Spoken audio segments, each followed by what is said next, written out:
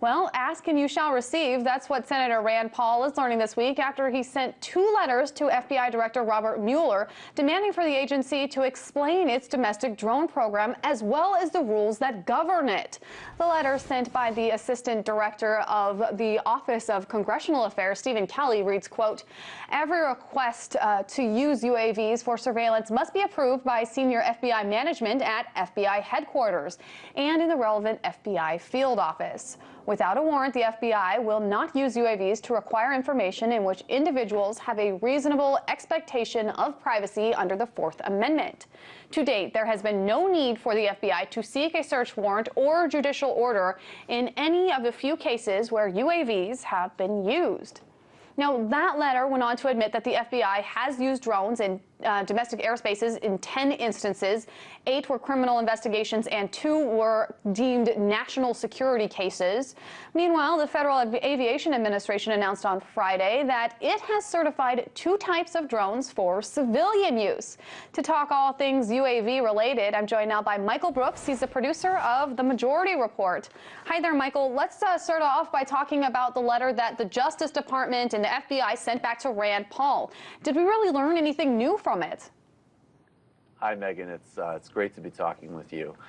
No, I don't think we really did, and I think that the response from the FBI, from the Justice Department, highlights a lot of problems that we're seeing across a lot of different areas when it comes to civil liberties and the evolution of technologies, which is that we have tremendous technological advances and we don't have policy and legal frameworks to really address or contain them. And then agencies go out, jump on these technologies, use them, push their limits, and then sort of answer questions after the fact in an unclear and ad hoc way without kind of clear legal structures around them. Now, it may be that these drones have been used positively in certain cases, and I think the issue is, not the big scary drone. The issue is the rules around them and what the frameworks are, and because, frankly, we don't really have them. And at the very least, it's not an adversarial process where these things are being contested until now a little bit. And we are starting to get a little bit of a clearer picture as to what rules and regulations the FBI uses on domestic drones. There's a number of standards, including the Privacy Act, the FAA regulations, and FBI internal guidelines. But the letter really didn't go into that much detail about what specifically these guidelines say.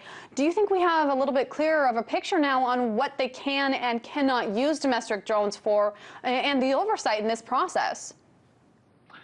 Not particularly. I think one really important thing is to highlight is that they say that they will use this technology. They'll get a warrant to use drones if it goes beyond someone's reasonable expectation of having their Fourth Amendment rights respected. Now, we clearly do not know what that means, and that's a very contested term in light of things like bulk data collection and dragnet surveillance from things like the NSA.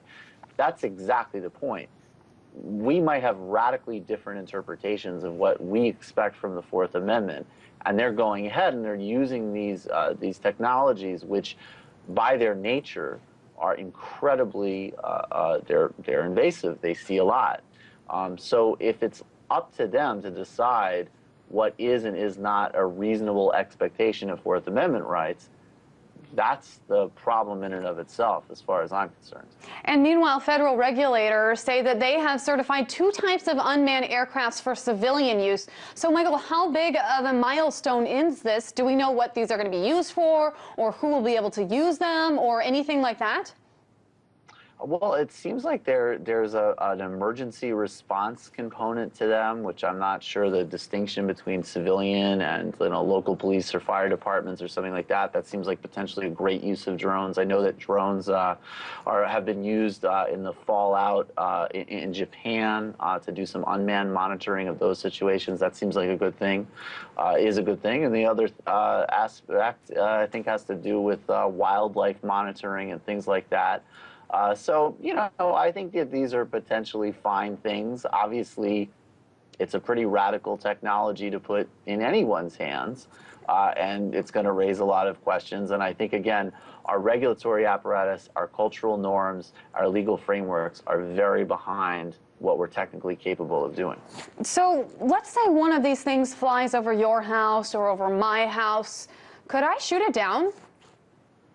Well, I guess it would depend on how good a shot you are. No, I'm just kidding. I don't know. I mean, Doubting me, Michael Brooks. I would never doubt. I would doubt myself, Megan. I'm sure you're an excellent shot. But I think you'd have to determine, is this a government plane? Is this a neighbor who's bothering you? In which case you should, definitely shoot that one down. Again, I really have no idea. I think that this is going to be generating a lot of questions we don't really clearly know the answers to. And I don't know if we should be focusing on shooting them down, but we might want to be focusing on